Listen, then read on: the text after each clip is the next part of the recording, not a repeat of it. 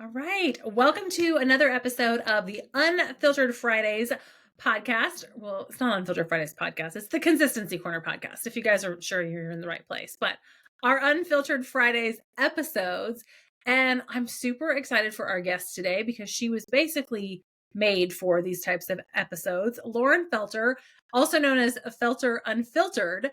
And she is a designer who does designer and teaches design to non-designers and does a really nice job of helping people understand branding, fonts, colors, strategy around your branding, and just how to simplify design if you need to DIY, or even if you're ready to have somebody to help you, the things to kind of be thinking about and know to make the most of your time and your investment with a designer. So I'm really excited to get into some conversations around branding today. I specifically reached out to Lauren because she has a great free resource. Like, I'm going to plug it for you right now.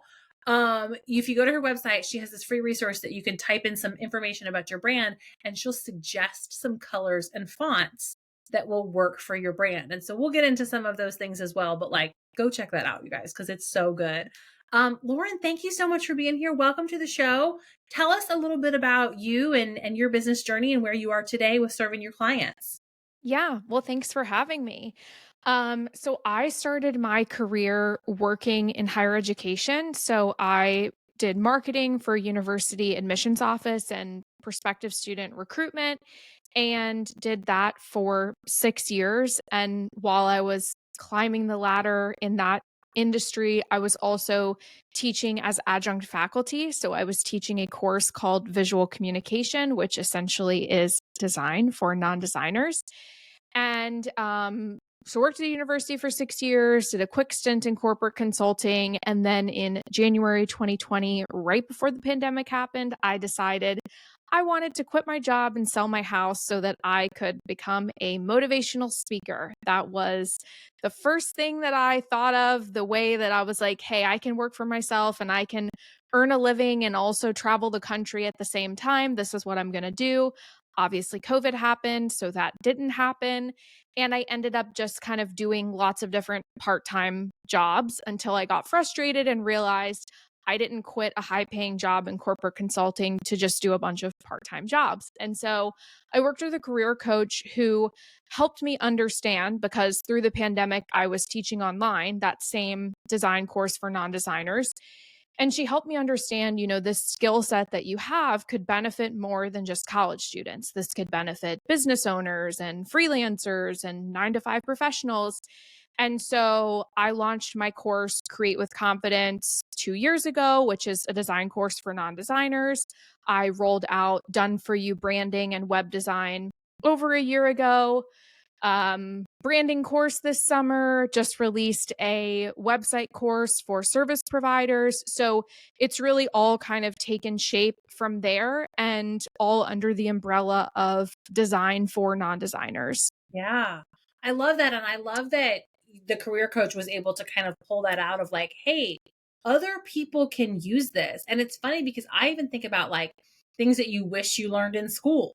And even if you did learn it in school, like you need a refresh probably because Mm-hmm. there's a lot of things that we learned a long time ago that like have changed, or the market has changed, or tools have changed, or we just forgot because we were 20 back then and weren't paying attention and didn't know that someday we'd start our own business and need to build a website or build a brand. So I absolutely love that. The other thing I wanted to ask you, since we're like unfiltered and just kind of having a conversation here, is marketing in higher education.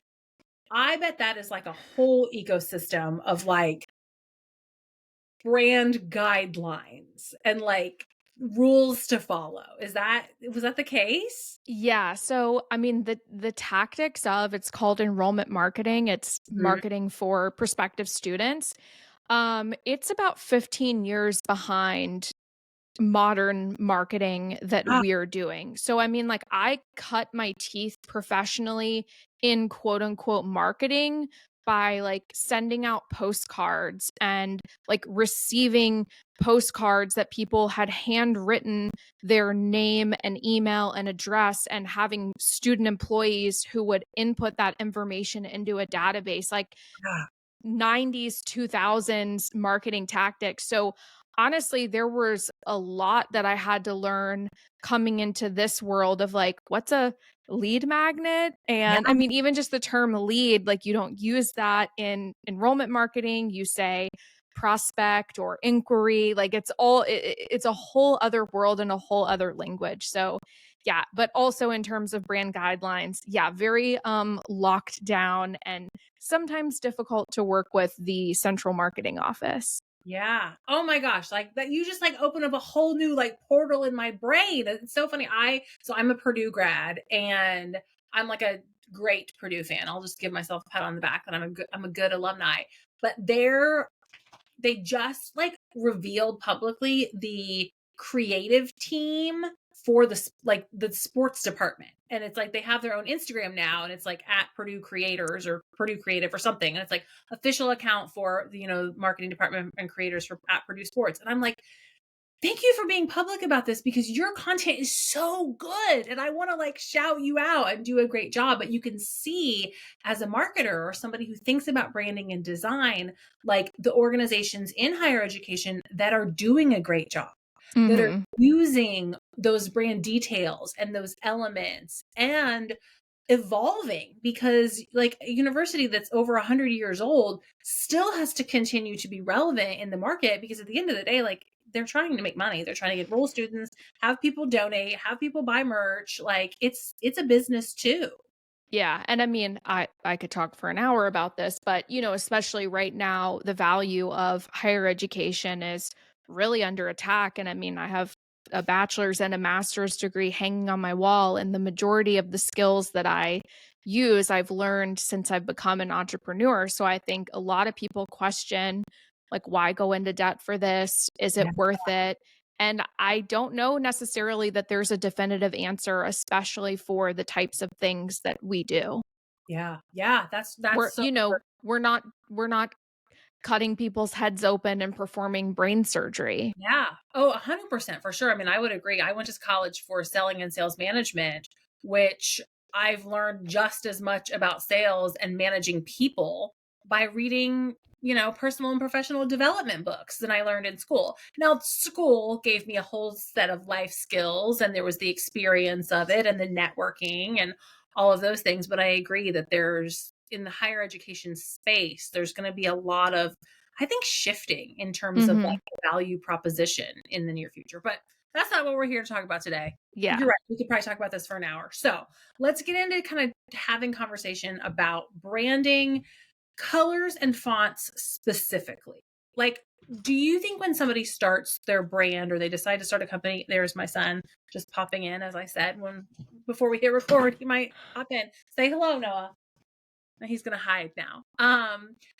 When people are thinking about colors and fonts, and like let's say they're starting a new brand, they're starting a new business venture, is that the first place to start, or are there other things we need to consider before we start thinking about colors and fonts? So colors and fonts are really important, but before you make a single design decision, I use this method that I refer to as the 5 words. I teach this in my courses and I do this with my done for you clients.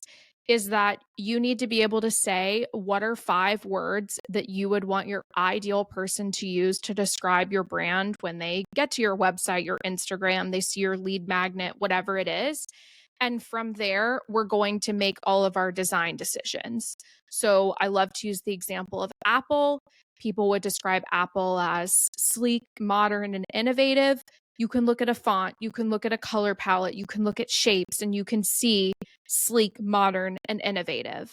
And so we need to be very, very clear about what are the things that we are trying to communicate and choose fonts, colors, and shapes that all align with those words. And so I think one of the most common misconceptions is people think that branding equals a logo, branding equals one of those things, like, oh, I just slap my logo on it. And honestly, a logo is one of the least important pieces of the puzzle. People get to your website, they get to your Instagram, they get to wherever they're taking in this entire picture of fonts, colors, and shapes, and they're assuming things about you based off of what they see.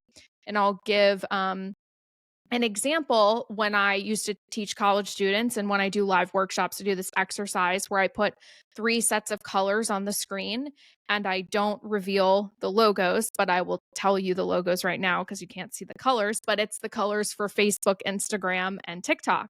And so I'll say, okay, just based off of these colors that you see, how would you describe these brands? And they see the Facebook colors and they say it's boring, ordinary, run of the mill. They see the Instagram colors and they say creative, fun, youthful. And they see the TikTok colors and they say new, bold, and lively. And then I reveal the logos and it's the big aha moment. And so it's the same for fonts and it's the same for shapes.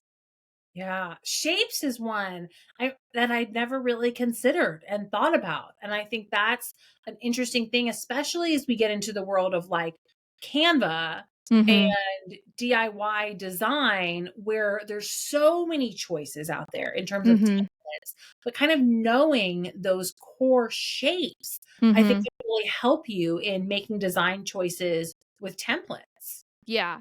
And, I think the easiest thing to describe in an audio medium is like angled shapes, like anything, with kind of angled lines and things like that signifies movement. You'll often see angles and triangular shapes in like the tech space or with fitness because it's, energetic and innovative.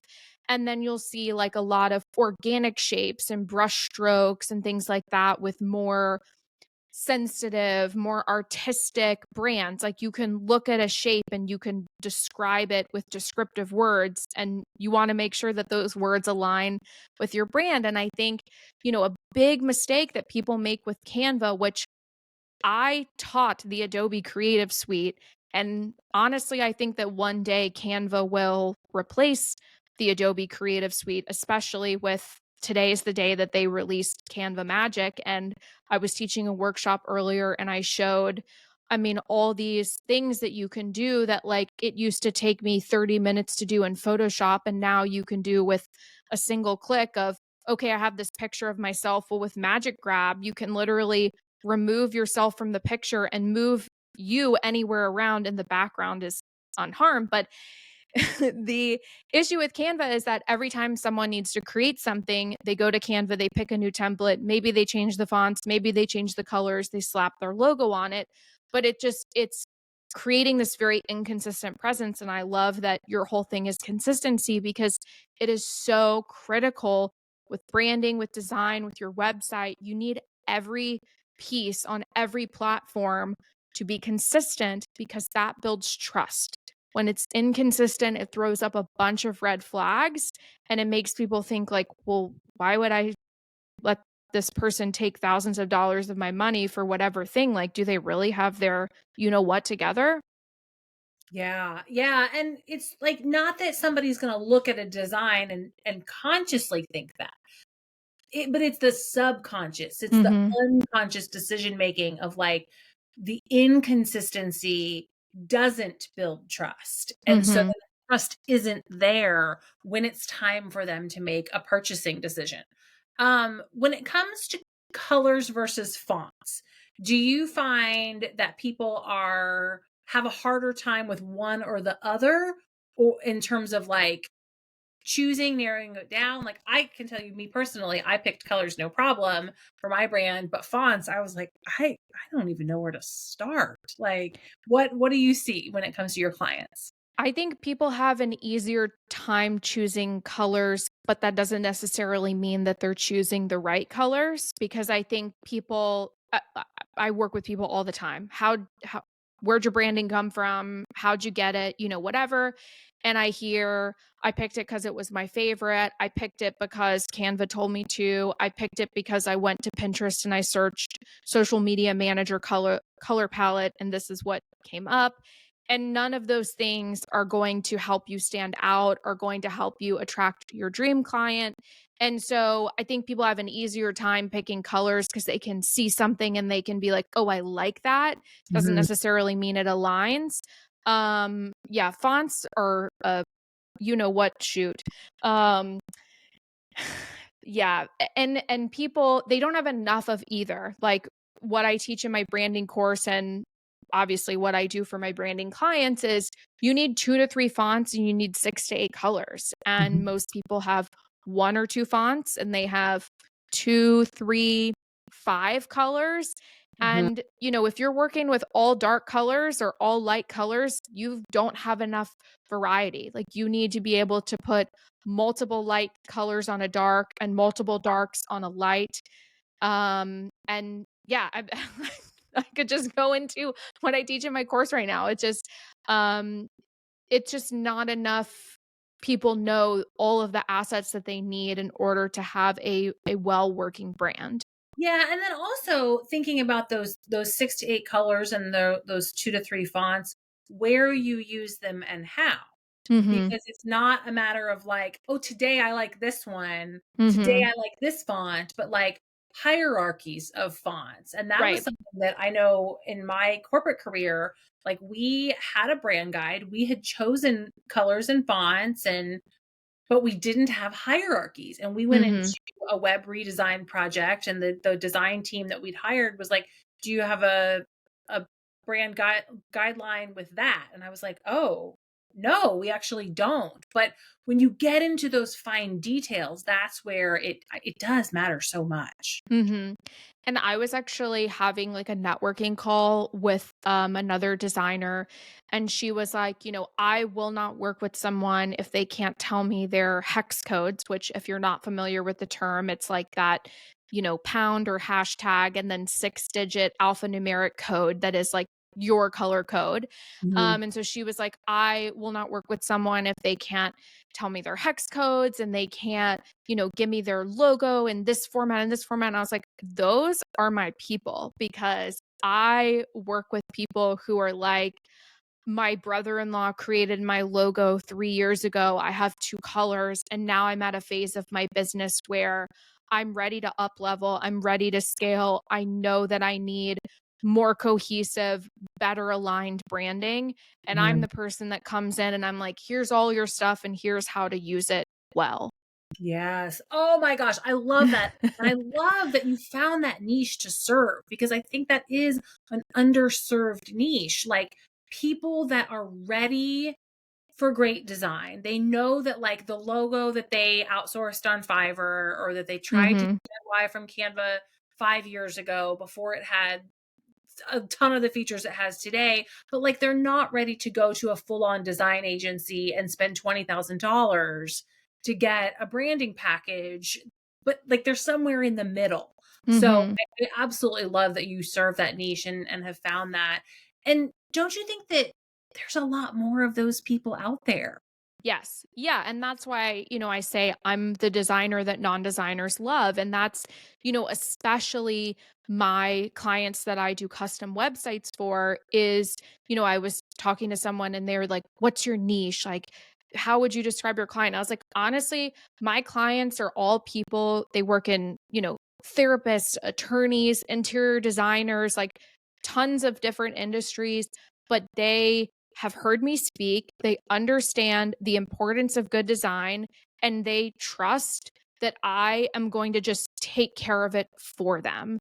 And they Yeah. don't want to make a ton of different decisions. And they know that, okay, I'm going to create you a product that attracts your ideal person and gets them to take action and do the thing that you want them to do." Mhm. Yeah. So another thing that I wanted to kind of chat through about today, let's say somebody has invested in design and they've Mhm. gotten help with a logo. They've figured out like what the hex codes are and they know the fonts and they're like, "Oh, I want to start a new thing." They have an idea for a new offer or maybe even a new line of business. Like maybe they're a brick and mortar and they're going to start a digital version of their business. Talk to me about branding for something like that when you Mhm. already have branding. Yeah. So that would be what's considered like a sub brand. And so for me, I kind of sub brand my courses because they are, like standalone products. And so what I typically do is I will kind of take a smaller version of my color palette and my existing fonts, sometimes I might incorporate one font in, like the logo for the course or whatever, and I'll create a logo that still looks cohesive with my branding, but I make sure that every time I reference this thing, it always looks the same, whether it's in a visual representation like a logo or even, in text. And I think it's really important that, like, especially when you're trying to sell a course or whatever, like, it is so honestly, I think it's so much easier to sell a service than a digital product. Like, people, especially, like, coming through COVID, like, people bought all kinds of different things, and I think now the level of skepticism is really high, and so you wanna build that trust. Like, you want someone to see that same thing over and over and over and over. Like, I just released a new course called Well-Oiled Website, which is for service providers to be able to put a website together or upgrade their website into a well-oiled sales machine. And so part of the logo is it's a little laptop with 2 gears and, like, a little circle that has, like, a dollar sign in it, because the whole thing is, like, well-oiled sales machine, gears, dollar sign. And that is everywhere. Every time you get to the course page, when I email about it, like, that is a visual representation that you continue to see. And it's always written the same: capital W, capital O, capital W. There's a dash in it. Like, all of that stuff is really, really important for those sub offers, sub brands. Yes. Oh my gosh. And I think for a lot of people, and we were chatting before we hit record about this, that like they'll have an idea for a new offer or a sub brand. And that's when they realize, oh, I need some help with design because what I have already ready to go isn't going to work for this new thing, but I don't know how to build this new thing in a way that makes sense. And I've Mhm. seen people do sub brands that like don't align with the Mhm. original brand. And then it's Yeah. wait, what are you selling? What is this? Yeah, I would say like 70 to 80% visually should look really similar to what you're currently working with. Like, I will often, in the month of April, I will post for Sexual Assault Awareness Month, and the official color is teal. And teal is not one of my brand colors, but I have a specific teal of my own that I use in my posts during that time. And so it's like, that's kind of a similar thing is, okay, maybe hot pink isn't one of your brand colors, but it really makes sense because, like, this offer is called like electric something, and it makes sense to incorporate hot pink. All of the other colors better be your brand colors, and all of the fonts better be your brand fonts. Like, you can't just throw something completely new looking and expect for that to resonate with people. Yes. Question for you on fonts. When it comes to like free fonts versus paid fonts, I think this is the part that people get really overwhelmed with, and like whether the number of fonts in free Canva versus paid Canva, like how many fonts are even out there, and how do you like narrow it down? Yeah, there are like thousands of fonts.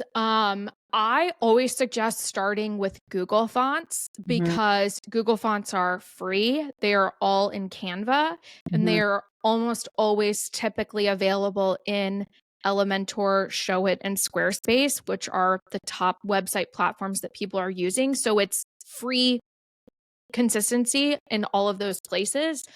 And you can easily filter, serif, sans serif, whatever. Like, if you're going to use a premium font, you need to purchase it. You need to purchase the license for the thing that you're using. Like, people are starting to crack down. They will fine you. Like, it's not fun. Um, I mean, the basic rule that I teach is that you need to have a serif font, which is a font that has a line or a foot on it, like picture Times New Roman, but probably not Times New Roman unless your brand is boring. Um, you need to have a serif font that you're going to use for like titles and main headings. You need to have a sans serif font that you're going to use for subheadings.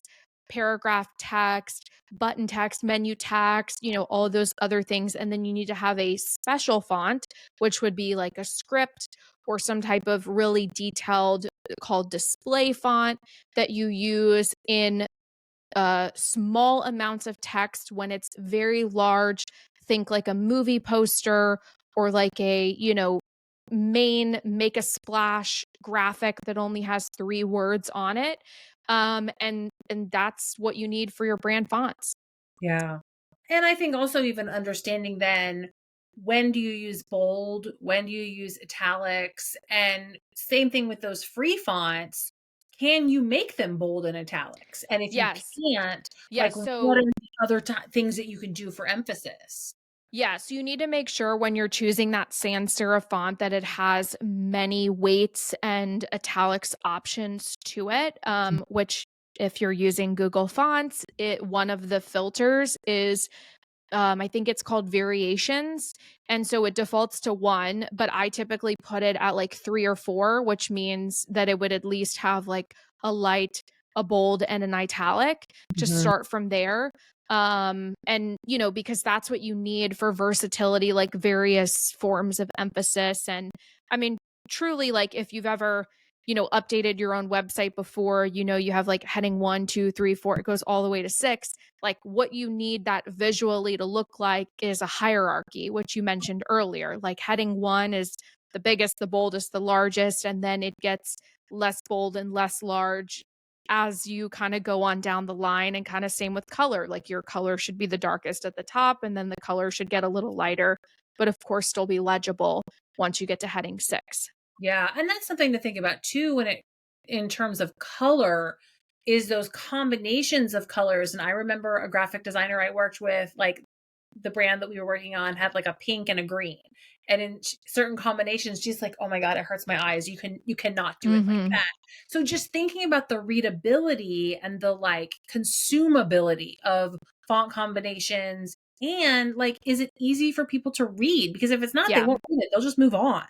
Yeah, legibility is huge. And I see that often when people have only light brand colors, like if their brand is, very soft or whatever, and it's like they're either only using black text and it's this really harsh contrast between black and like a pastel palette, or they're trying to force it with pastel colors as, headings and things like that. And it's like, I can't read this. Like we got to create a darker version of this color. We need to incorporate like a navy or something that's still has a softness to it, but is dark enough to be readable. Yeah, yeah, that's so true. All right, well, we could probably keep geeking out on design details for a while, but we're gonna wrap up. And before we do, I have a couple get to know you questions we love to ask on Unfiltered Fridays. The first one is, if you get an opportunity to like sit and binge a TV show, or like a TV show that you've recently binged, what's a show or movie or documentary that you would recommend? So I recently binged 90 Day Fiance Before the 90 Days season 6. And let me tell you, those fools brought me so much joy. Like, so right now, my boyfriend and I live in a place where we don't really know anyone. It's a phase of life that, we moved to another part of the country. We haven't made a lot of connections, and he went out of town, and I was very sad. And I watched that show, and it was delightful. Yes, that's so fun to have a show that like your significant other maybe is not into, and then you get the opportunity to like sit and watch it as much as you want. It's really fun. I love that. All right, well, along with the bingeable show, I always like to ask, what is your favorite bingeable snack? Right now we're really into these pretzel crisps that you buy like in the pretzel thins that you buy like in the deli section of the grocery store, the spicy ranch flavor. Oh, I Very haven't had good. that one. I like the everything bagel seasoning one of Mm, that one. I like those with hummus a lot, but I'll have to look for the spicy ranch. very Um good. Spicy ranch. Trader Joe's used to make sriracha ranch that was the best dressing I've ever had, and they don't make it anymore. I'm like, dang it, bring it back, please. Okay, so along with bingeable snacks, what's your current go-to adult beverage and non-adult beverage? Um, I mean, adult beverage, like White Claw. What's your favorite flavor? I call it red raspberry, but it's just raspberry. Yeah. Um, yeah, and then non-adult would be water, Yeah, always. I am not good at drinking water, and I keep telling myself I need to get better, but I'm just like, I could drink 4 White Claws, no problem, but she asked me to sit down and drink 4 bottles of water, and I'm struggling to get them in. So, okay. And then last question is I love to travel, and so I always love to know a recent trip that you took that you really loved or a trip that you're planning that you're looking forward to. So, I was supposed to go to Italy in March of 2020. That was going to be like dream vacation. And my boyfriend and I are hoping to be able to go in September of 2024. So, that is something that I am looking forward to. Yes. Oh my goodness, that sounds amazing. I've never been to Europe. That is definitely on the bucket list of places to travel. So, yes, I hope you get to go. This was such a fun conversation. If our listeners are interested in learning more, where can they connect with you? Where do you hang out online? And we'll of course link everything in the show notes too. Yeah. So my Instagram is felter.unfiltered. I share lots of tips and tricks on branding and web design. And the quiz that you mentioned earlier, you can find at felterunfiltered.com/quiz. And it's what fonts and colors should you be using for your brand. Yes, I love that. Well, again, thank you so much, Lauren, for being here. This was a lot of fun. Yeah. Thank you so much for having me.